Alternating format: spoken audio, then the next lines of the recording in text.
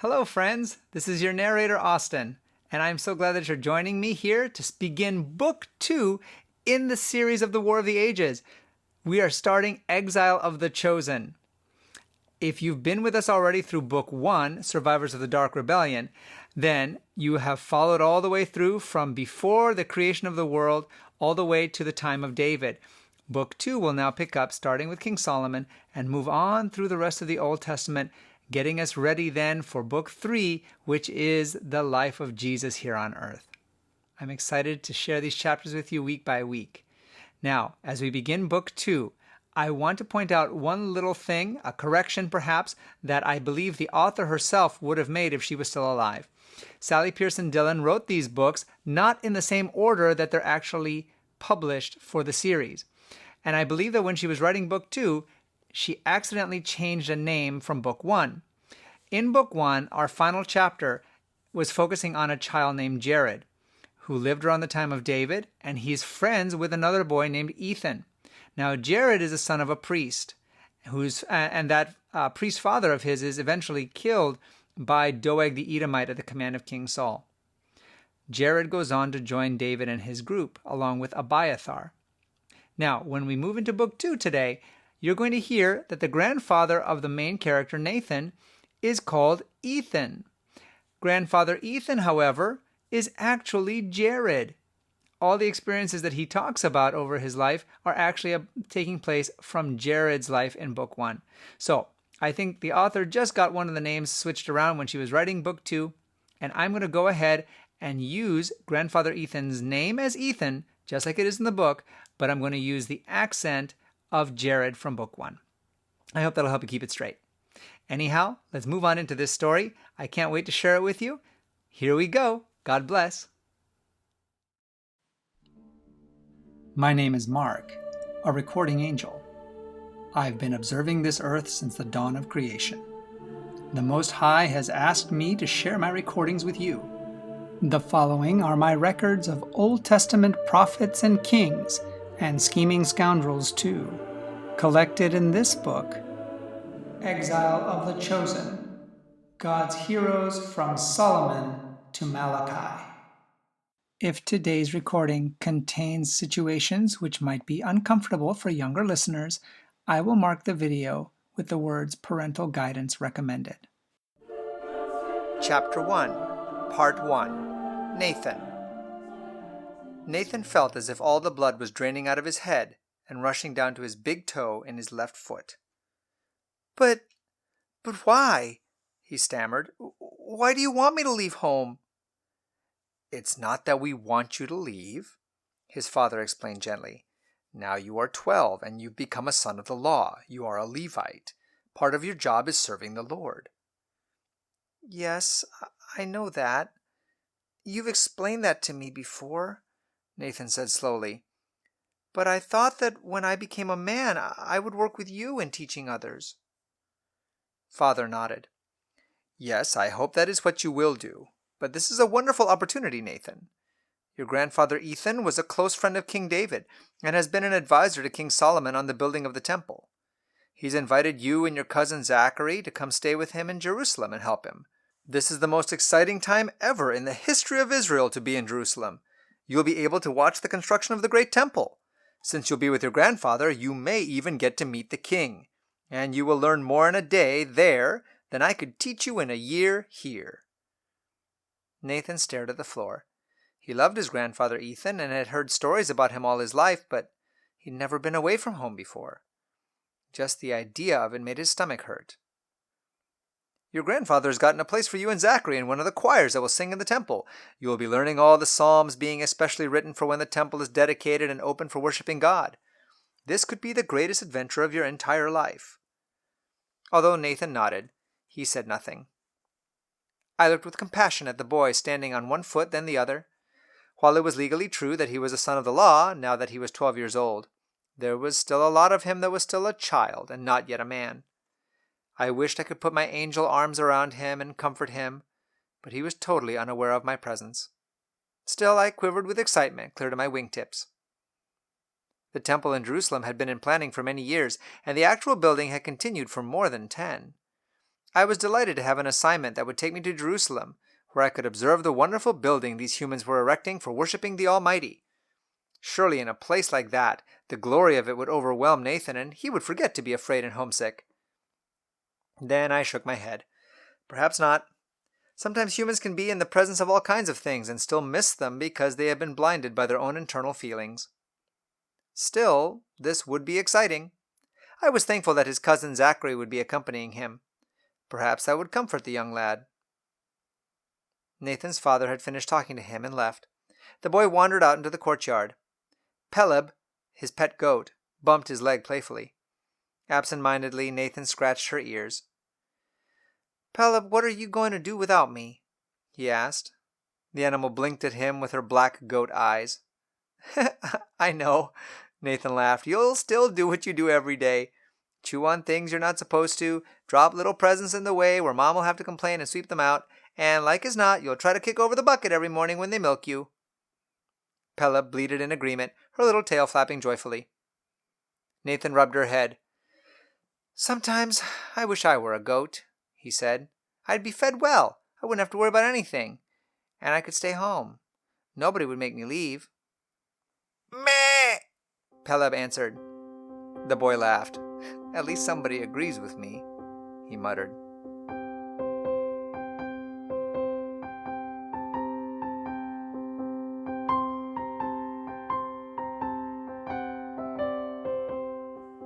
"Come in," Grandfather Ethan bellowed. He scooped Nathan and his cousin Zachary into a huge bear hug. "Oh, look at you, men," he said. "It seems only days ago that you were little boys running around, and now you're men ready to enter the service of the Lord." Nathan glanced at Zachary. He still felt like a little boy. Any part of him that had seemed grown up had shrunk and disappeared as they entered the big city. He felt like a very tiny fish in a very large pond. Grandfather Ethan seemed totally oblivious to any of his fears. "Did you have a good trip? Are you hungry? Come this way. Let me show you where you will sleep." Nathan's father smiled and followed along as Grandfather Ethan led the boys to the sleeping space they would share. "There's a chest in the corner you may put your other clothes in," he said. "We'll fit you for some appropriate choir robes tomorrow. For now, you can just relax and learn your way about. My chambers are over there." He pointed. "Everything in the courtyard and every building opening into it is part of our family dwelling. And the gate at the front goes out into the street. Perhaps it would be best if you didn't go out there without someone until you learn your way around the city. That building over there," he indicated a small door on one side of the courtyard, "with the oven out in front of it, is the kitchen.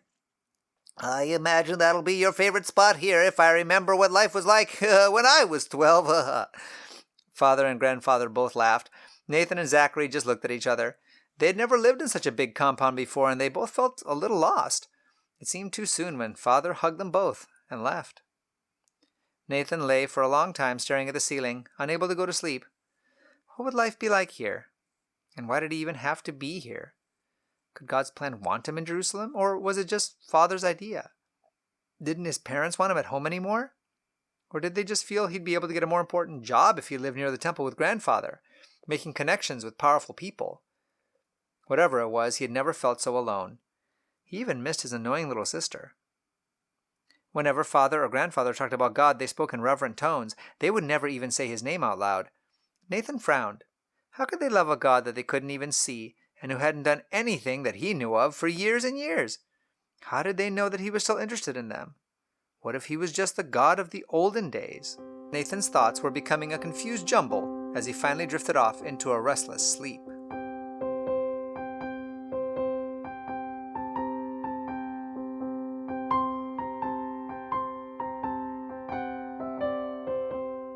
Morning came way too early, although Zachary was already up and humming a psalm. "Hey, come on, sleepyhead," he said. "We're going to the temple today." "The temple?" Nathan asked foggily. "I thought they were still building it." "Yeah, well, we're going to go watch them do that," Zachary said, "if we can ever get you moving." Suddenly Nathan remembered where he was, and the heavy feeling of homesickness washed back over him. "What's the matter?" Zachary asked, noticing his expression. Nathan shook his head. "Give me a minute. I'll be right with you." "Fine," Zachary replied, "but you better hurry. They made fresh bread out of you, And it's so good while it's warm. If you like, I'll eat yours for you. Oh, thanks, Nathan responded to his cousin's good-natured teasing. Just what everyone needs, he mumbled to himself, an early bird for a roommate. On the way to the temple, Zachary seemed filled with endless questions, though Grandfather didn't seem to mind. When King Solomon started working on the planning, Grandfather explained, he planned on 3 basic sets of workers: officers, stonecutters, and carriers. The officers are priests, and those that have administrative skills, or who have studied the plans God gave us for building the tabernacle. Are you an officer? Nathan interrupted. Yes, that's what I've been working on for many years. In fact, King David, when he was still alive, had wanted to build the temple, and he and I had even worked on some of the plans. But the Lord said that David couldn't do it, and so it became Solomon's project. Both boys had heard the story before. How close is it to being finished? Zachary asked. Oh, we're getting there, said Grandfather. It's becoming very exciting, especially for those of us who've been involved in it for so many years. And part of my job is to visit the various manufacturing sites and see how things are going, so you'll be able to see too. Who are the other workers? Nathan wanted to know. Oh, the stone cutters and the carriers, Grandfather explained. We need highly skilled people to work the stone, since it is to be put together so precisely. It has no mortar or anything holding the blocks together. Like the pyramids in Egypt, Zachary suggested brightly. Nothing like the pyramids in Egypt, Grandfather snapped. This is the holy house of our God, the God of Abraham, Isaac, and Jacob. It'll be nothing like the pyramids. But the precision needed for the stone cutting could be similar, he finished lamely, embarrassed at his outburst. The carriers help bring the stone from where it is cut to where the stonemasons work on it and then to here, but they also bring the other things used for building, such as the cedar wood and the brass. They're probably the biggest group of workers. We will check with Cora and find out when your practice times are for the choir. Then I will try to schedule some of my trips to avoid those times so that you boys can go with me. This is an opportunity that few others will have, and you'll know so much more about the Temple of the Holy One by the time it's finished. Both of you will serve at the temple, and you'll be able to teach younger people what you've learned as they come to worship here. This is the most exciting time in which a worshiper of our God could live. Zachary nodded, but Nathan frowned. The most exciting time? Hardly. He had heard so many stories of King Saul and King David, and of the hero Gideon who had stopped the Midianites. The elders had told of miracles and other wonderful things that God had done for Abraham, Isaac, and Jacob. But he had not heard of anything like that happening in his lifetime. And no one had fought a Philistine for years. There was nothing going on in Israel except a lot of building projects and politics. Didn't strike him as an exciting time. Nathan was so absorbed in his own thoughts as they rounded the corner and walked into the building site that when he saw it, it took his breath away. The unfinished temple reached abruptly into the sky in front of him.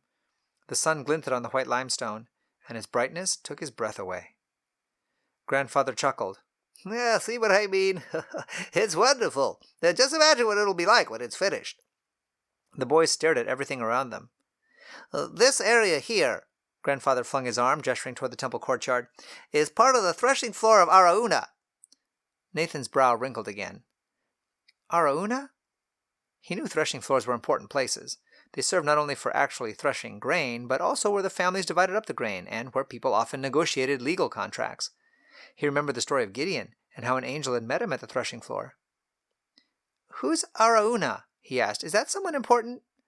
Grandfather smiled. I guess Araunah himself was not all that famous, but something very important happened here. King David was not always perfect, and he committed a great sin during his reign. A plague fell upon the people. Many died. David confessed his sin and begged God to stop the plague and not punish the people anymore. The angel of the Lord came here, to the threshing floor of Araunah. The plague spread until it stopped here. It is the place God chose to forgive his people and to save them from death. Was all Zachary could say. Nathan remembered now. King David had conducted a census of the people, a symbol of his trusting human resources more than God's power. The boy looked around. It was a holy place where God would continue to forgive his people again and again and save them from eternal death. That's not the only story here, Grandfather said as if reading his thoughts. Nathan glanced up. Do you know the story of Isaac and Abraham? Both boys nodded. Every Jewish boy knew the stories of Abraham and Isaac. Well, Grandfather continued, this area is Mount Moriah. Mount Moriah? Both boys echoed, catching their breath. Yes, Grandfather said. In fact, see that flat rock over there? They looked. It was on that flat area that Abraham built the altar that he was going to use to sacrifice Isaac. Nathan shuddered. He thought of how alone and rejected he felt with his father bringing him to Jerusalem to be left with Grandfather. It must have been nothing compared to how Isaac had felt with his father bringing him up the mountain to be sacrificed. How could he bear it? He wondered. Perhaps he would understand someday. Still, it seemed as if Isaac and Abraham had been much stronger and more committed to God. At least they weren't like people today. My wings twitched. I desperately wanted to swoop down and try to explain things to Nathan. Yet I must not. Explaining wasn't my job.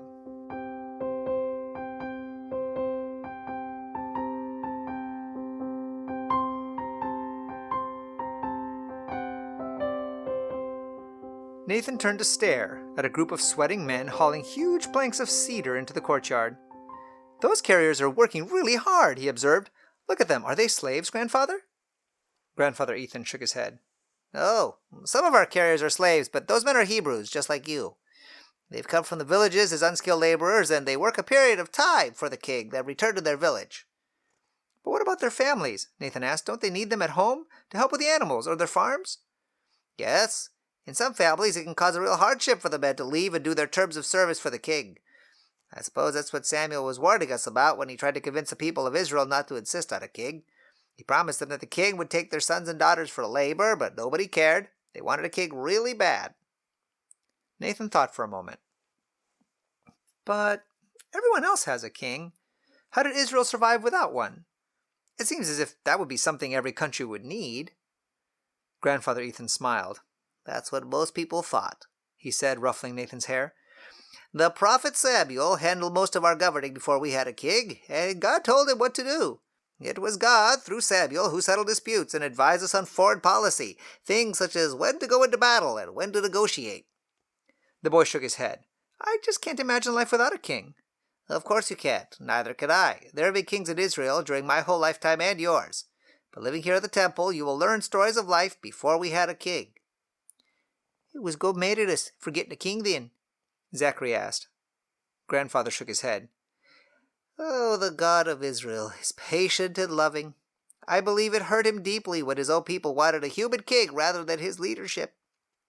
However, he still promised to bless us as long as we were faithful to him. We just need to have kings and remember who put them there and who gave them their authority. His grandsons agreed that was a good idea. We've only had 3 kings, Grandfather continued. The first one was King Saul. He was the king when I was a young lad. Was he a good king, Grandfather? The boys asked. Grandfather paused. Please tell us, Nathan begged. Whenever I ask Father about things like this, he says it's something I need to talk to you about when I'm older. Grandfather Ethan sighed. Hey, that's probably wise, he said. But now that you're both over 12, you are men, and I think you should know. Nathan grinned at his cousin. He couldn't help it. After all, he didn't get referred to as a man very often. When Saul first became king, Grandfather began, he was so surprised that the whole thing scared him a bit. Nathan could understand that. The thought of being part of the temple choir still frightened him. He felt some sympathy for King Saul. When the prophet Samuel went to introduce the new king, they couldn't find him anywhere, Grandfather explained. The boy's eyes widened in surprise. Didn't God know where he was? And couldn't he tell the prophet? Well, yes, and that's exactly what happened. It turned out the new king was hiding behind the baggage. He was having a panic attack. Zachary burst out laughing. The king? Nathan didn't laugh. He had an idea how King Saul must have felt. Yes, the king was hiding behind the baggage, Grandfather said. The prophet pulled him out and introduced him to people. They were delighted with Saul. He was very handsome and taller than any of them, and he looked like someone whom they could respect as long as he would stand tall and didn't hide. Nathan chuckled, then became serious. Then why won't my father talk about him? Oh, Saul had some problems, Grandfather sighed, and he really didn't want anyone to tell him how to deal with them. He didn't want God to tell him what to do now that he was king either. But God made him king, Nathan protested, so God had every right to tell him what to do, and besides, the whole country would have been better off with God helping him. You are very wise. Unfortunately, Saul wasn't always as wise. As time went on, several disagreements arose between him and the prophet Samuel. Samuel felt terrible and rejected because of it, for he had loved and nurtured the new king, been like a father to him. But really the king was rejecting God even more than he was Samuel. The Lord was patient with Saul again and again, but eventually the king totally rejected the God of Israel and tried to run the country on his own.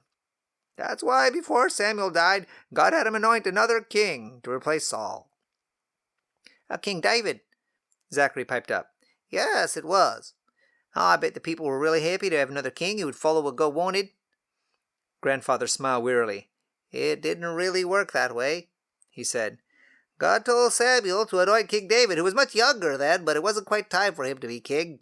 David waited until God let him know it was time. He was very loyal to King Saul and was best friends with Saul's son, Jonathan. But Saul was afraid of David and his growing popularity. It would have been even worse if he had known about the anointing. David had to run for his life and hide. Saul tried to find him and even kill people who wouldn't tell him where David was. Many times he executed even those who had no idea where David had gone.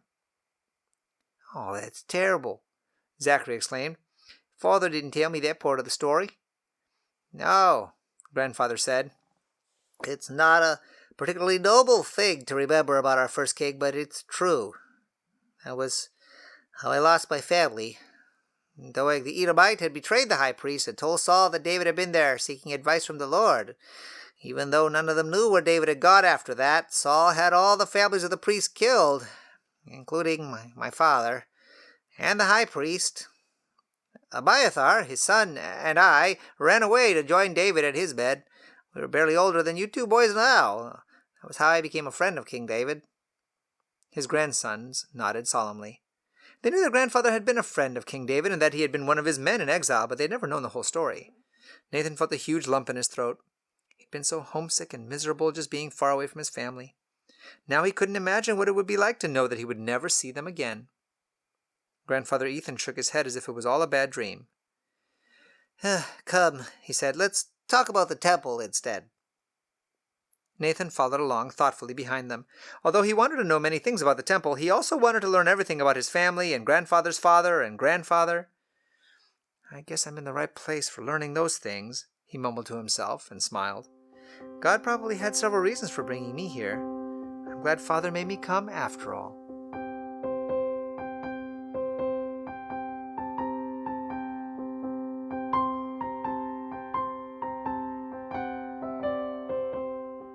That night, as they sat around the fire in the courtyard after dinner, Grandfather asked, Do you boys have questions about things that you saw today, or anything else that might have come to you since we talked earlier today?